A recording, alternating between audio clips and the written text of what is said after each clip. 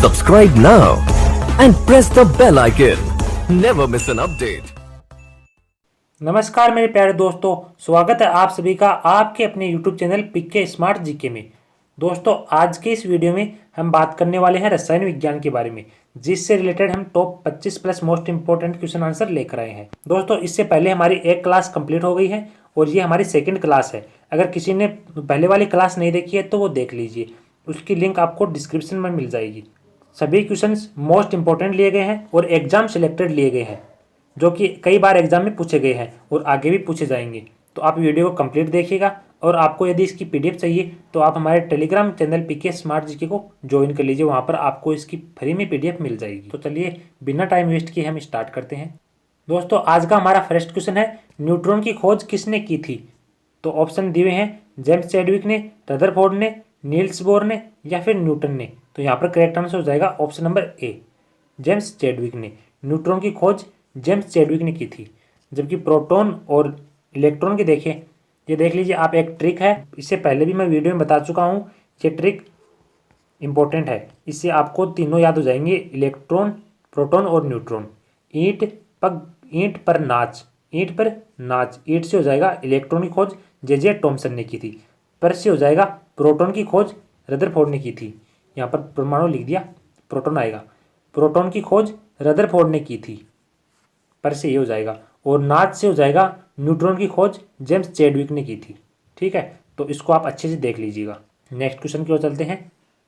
Next है, रेडियोधर्मी तत्व उत्सर्जन करता है। ऑप्शन दिए हुए हैं, अल्फा किरण को, बीटा किरण को, गामा किरण को या फिर उपरोक्त सभी। तो यहाँ पर करेक्ट आंसर होगा ऑप्शन नंबर डी, उपरोक्त सभी। रेडियोधर्मी तत्व तीनों किरणों को उत्सर्जित करते हैं। और देख लीजिए, गामा किरणों की भेदन क्षमता की बात करें तो सर्वाधिक होती है। यहाँ पर पूछ लिया जाए आपको कि सर्वाधिक भेदन क्षमता कौन सी किरणों की होती है, तो आपका करेक्ट आंसर होना चाहिए गामा किरणों की। इसको भी आप अच्छे से देख लेना, क्वेश्चन एग्जाम में पूछा गया है यहाँ से। नेक्स्ट क्वेश्चन, रेडियो सक्रियता की खोज किसने की थी? तो फ्रेंड्स, यहाँ पर करेक्ट आंसर होगा ऑप्शन नंबर सी, हेनरी बेक्वेरेल ने। रेडियो सक्रियता की खोज हेनरी बेक्वेरेल ने की थी। और कब की? 1896 में। ये भी आपको याद रहना चाहिए। मैडम क्यूरी को बात करें तो मैडम क्यूरी को 2 बार नोबेल पुरस्कार मिल चुका है, एक बार फिजिक्स के क्षेत्र में और एक बार केमिस्ट्री के क्षेत्र में। यह भी आपको पता रहना चाहिए। नेक्स्ट क्वेश्चन, रेडियो सक्रियता की इकाई क्या है? तो यहाँ पर करेक्ट आंसर होगा option number A, curie. Radio सक्रियता की इकाई क्यूरी है। नेक्स्ट क्वेश्चन है, सोडियम कार्बोनेट माना जाता है। ऑप्शन दिए हैं, लाइम, सोडा, क्वार्ट्ज या फिर ग्लास। तो यहाँ पर करेक्ट आंसर होगा option number B, soda. Sodium carbonate को सोडा कहा जाता है। यह क्वेश्चन एसएससी 2013 में पूछा गया है। सोडियम कार्बोनेट को वॉशिंग पाउडर के नाम से भी जाना जाता है, यह भी आपको पता रहना चाहिए। और इसे दाउन सोडा भी कहा जाता है, इसको भी आप याद कर लेना। नेक्स्ट क्वेश्चन, बॉक्साइट किसका अयस्क है? यह क्वेश्चन भी एसएससी 2013 में पूछा गया है। ऑप्शन दिए हैं, सीसा, एल्यूमिनियम, कॉपर या फिर तांबा। तो यहाँ पर करेक्ट आंसर होगा ऑप्शन नंबर बी, एल्यूमिनियम का। बॉक्साइड एल्यूमिनियम का अयस्क है। Next question, plaster of Paris का रासायनिक सूत्र क्या है? यह क्वेश्चन वेरी इंपॉर्टेंट है, कई बार एग्जाम में पूछा गया, नेवी एयरफोर्स में पूछा जाता है और बीपीएससी, यूपीएससी और एसएससी में भी ये क्वेश्चन पूछा गया है। तो यहाँ पर इसका करेक्ट आंसर होगा ऑप्शन नंबर बी, CaSO4.12H2O। ये प्लास्टर ऑफ पेरिस का सूत्र है। प्लास्टर ऑफ पेरिस की बात करें तो ये 3 पदार्थों का बॉन्ड होता है, एक जिप्सम प्लास्टर से, दूसरा चूना प्लास्टर से और तीसरा सीमेंट प्लास्टर से। नेक्स्ट क्वेश्चन, चूना पत्थर का रासायनिक नाम क्या है? यह क्वेश्चन यूपीएससी में पूछा गया है। ऑप्शन है, calcium chloride, calcium oxide, calcium carbonate या फिर कैल्शियम सल्फेट। तो यहाँ पर करेक्ट आंसर होगा option number C, calcium carbonate. Calcium carbonate को चूना पत्थर कहा जाता है, यह आपको पता रहना चाहिए। नेक्स्ट क्वेश्चन, निम्नलिखित में से किस खनिज द्वारा लोहा प्राप्त किया जाता है? तो यहाँ पर राइट आंसर होगा ऑप्शन नंबर डी, हेमेटाइट खनिज द्वारा लोहा प्राप्त किया जाता है। अशुद्ध लोहा की बात करें तो यह डलवा लोहा होता है, अशुद्ध लोहा। और शुद्ध लोहे की बात करें तो यह पिटवा लोहा को शुद्ध लोहा कहा जाता है। नेक्स्ट क्वेश्चन, जंग लगने पर लोहे का भार, ऑप्शन है, बढ़ जाता है, घट जाता है, अपरिवर्तित रहता है या फिर इनमें से कोई नहीं। तो यहाँ पर करेक्ट आंसर होगा ऑप्शन नंबर बी, बहुत से दोस्त गलती करते हैं कि लोहे पर जंग लगने से वो लोहा हल्का हो जाता है और उसका भार घट जाता है, जबकि यह गलत आंसर है। यहाँ पर करेक्ट आंसर होगा बढ़ जाता है, क्योंकि लोहे पर जंग लगने पर लोहा ऑक्सीजन के साथ क्रिया करता है और फिर ऑक्साइड का निर्माण करता है, जिससे उसमें ऑक्सीजन का भार भी जुड़ जाता है और उसका भार बढ़ जाता है। तो यहाँ पर करेक्ट आंसर बढ़ जाता आएगा। यूपीएससी में पूछा गया है और अच्छा क्वेश्चन है, देख लीजिएगा। यहाँ देख लीजिए, लोहे पर जंग लगने का रासायनिक सूत्र की बात करें तो ये होता है Fe2O3.H2। ये भी आपको पता रहना चाहिए। नेक्स्ट है नीला तोता क्या है? तो यहाँ पर करेक्ट आंसर होगा ऑप्शन नंबर ए, कॉपर सल्फेट को नीला तोता कहा जाता है। जबकि कैल्शियम सल्फेट की बात करें तो इसका रासायनिक नाम होता है जिप्सम। ये भी आपको पता रहना चाहिए। व्यापारिक नाम होता है जिप्सम, ये इसका रासायनिक नाम है, और जिप्सम है इसका व्यापारिक नाम कैल्शियम सल्फेट का। और कॉपर सल्फेट को नीला तोता कहा जाता है। Next question. नेक्स्ट है निम्नलिखित में से सामान्य ताप पर द्रव कौन है? तो यह आपको पता ही है, सामान्य तापमान पर पारा जो होता है वह द्रव अवस्था में होता है और इसका मात्रक होता है Hg। Next question. निम्न में से कौन सी अर्धचालक की भांति ट्रांजिस्टर में प्रयुक्त होती है? ये क्वेश्चन बीपीएससी में पूछा गया है, बिहार पुलिस में। ऑप्शन है तांबा, जर्मेनियम, ग्रेफाइट या फिर चांदी। अर्धचालक की भांति ट्रांजिस्टर में प्रयुक्त होती है, तो यहाँ पर करेक्ट आंसर होगा option number B, germanium. Germanium जो धातु है यह अर्धचालक पदार्थों में ट्रांजिस्टर के रूप में प्रयुक्त होती है। और देख लीजिए, सिलिकॉन, जर्मेनियम, कैडमियम सल्फाइड या फिर गैलियम आर्सेनाइड, ये भी अर्धचालक पदार्थों के कुछ उदाहरण हैं। Next question. नेक्स्ट है निम्न में से किन किन तत्वों द्वारा आतिशबाजी में रंग उत्पन्न किए जाते हैं?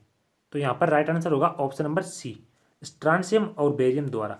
फ्रेंड्स, बेरियम द्वारा हरी रोशनी उत्पन्न की जाती है, जबकि सीजियम नाइट्रेट द्वारा लाल रोशनी उत्पन्न की जाती है। किसके द्वारा? सीजियम नाइट्रेट के द्वारा। ये भी आपको पता रहना चाहिए, इससे पहले भी क्लास में ले चुका हूँ, उसमें भी आपको बताया था कि हरी रोशनी बेरियम नाइट्रेट के कारण और लाल रोशनी सीजियम नाइट्रेट के कारण उत्पन्न होती है। Next question. पानी का अधिकतम घनत्व कितना होता है? तो यहाँ पर करेक्ट आंसर होगा option number C. Very important question है, लगभग हर एग्जाम में पूछा जाता है। 4 डिग्री सेल्सियस होता है पानी का अधिकतम घनत्व है, यह आपको पता रहना चाहिए।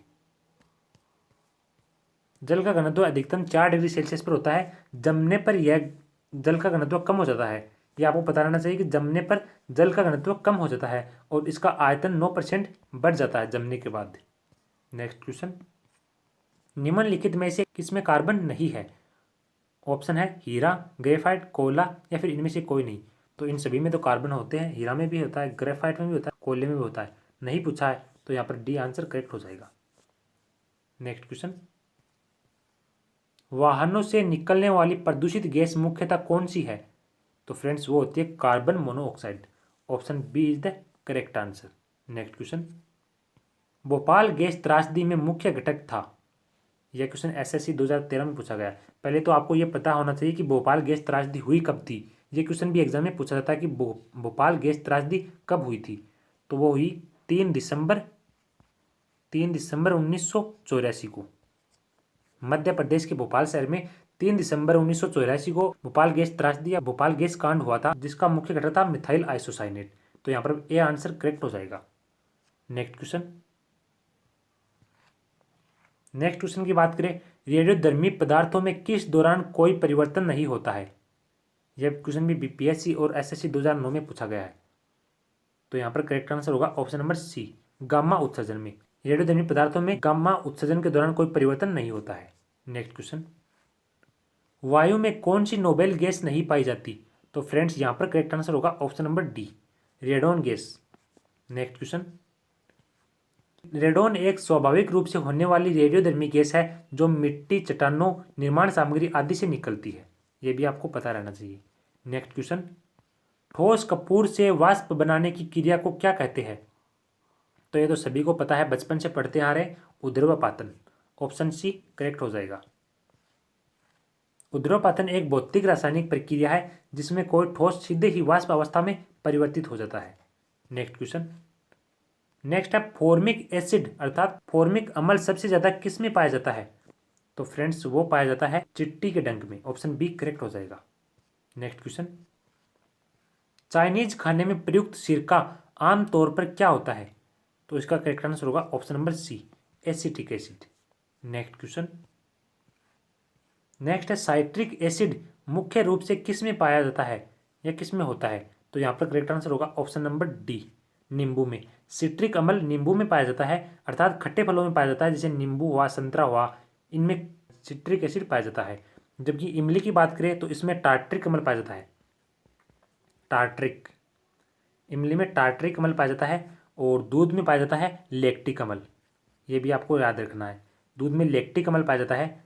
और सेब की बात करें तो सेब में पाया जाता है मौलिक अम्ल, सेब में मौलिक अम्ल पाया जाता है। ये तीनों को भी आप याद रखना है। नेक्स्ट क्वेश्चन, फोटोग्राफी में कौन सा अम्ल प्रयोग किया जाता है? यहाँ पर मिस प्रिंट हो गया, अम्ल कर लेना। फोटोग्राफी में कौन सा अम्ल प्रयोग किया जाता है? तो यहाँ पर राइट आंसर होगा ऑक्जेलिक अम्ल, बी ऑप्शन करेक्ट हो जाएगा। नेक्स्ट क्वेश्चन, ट्राइनाइट्रोटोलुइन एक क्या है? ऑप्शन है कीटाणुनाशक, विस्फोटरोधी, जीवाणुनाशक या फिर इनमें से कोई नहीं। तो फ्रेंड्स इसका करेक्ट आंसर होगा ऑप्शन नंबर बी, विस्फोटक रोधी होती है ट्राइनाइट्रोटोलुइन। यह क्वेश्चन सीडीएस में पूछा गया है। ट्राइनाइट्रोटोलुइन की बात करें तो इसको टीएनटी कहते हैं। टीएनटी को विस्फोटक ट्रिनिट्रोटोलुइन के संक्षिप्त नाम के रूप में परिभाषित किया जाता है। टीएनटी का अर्थ होता है ट्रिनिट्रोटोलुइन, एक विशेष रूप से 246 के रूप में भी जाना जाता है। ये भी आपको पता रहना चाहिए। नेक्स्ट क्वेश्चन, प्राकृतिक रबर निम्न में से किसका बहुलक है? तो यहाँ पर राइट आंसर होगा ऑप्शन नंबर सी, आइसोप्रीन का। प्राकृतिक रबर आइसोप्रीन का बहुलक होता है। नेक्स्ट क्वेश्चन, हाइड्रोजन को जलाने पर क्या बनेगा? ऑप्शन है ऑक्सीजन, राख, मिट्टी या फिर पानी। तो यहाँ पर करेक्ट आंसर होगा ऑप्शन नंबर डी, पानी बनेगा हाइड्रोजन को जलाने पर, H2O। नेक्स्ट क्वेश्चन, अम्ल वर्षा होती है कारखानों से, पेट्रोल से, कोयला जलाने से या फिर लकड़ी से? तो इसका करेक्ट आंसर है ऑप्शन नंबर ए, कारखानों से। पृथ्वी के वायुमंडल में सल्फर डाइऑक्साइड और नाइट्रोजन ऑक्साइड जल के साथ क्रिया करके नाइट्रिक अम्ल और गंधक का तेजाब बन जाता है, जो वर्षा के साथ पृथ्वी पर आ जाता है, जिसे हम अम्ल वर्षा कहते हैं। ठीक है। नेक्स्ट क्वेश्चन, नेक्स्ट है मूत्रालय के आसपास आने वाली गंध किसके कारण आती है? ऑप्शन है सल्फर डाइऑक्साइड, क्लोरीन, अमोनिया या फिर यूरिया। तो फ्रेंड्स इसका करेक्ट आंसर होगा ऑप्शन नंबर सी, अमोनिया के कारण। मूत्रालय के आसपास अमोनिया के कारण गंध आती है। तो फ्रेंड्स ये थे आज के हमारे 30 क्वेश्चन जो कि कंप्लीट हो गए हैं। आई होप आपको वीडियो पसंद आया होगा, तो लाइक कर दीजिए और अपने सभी फ्रेंड्स के साथ शेयर भी कर दीजिए।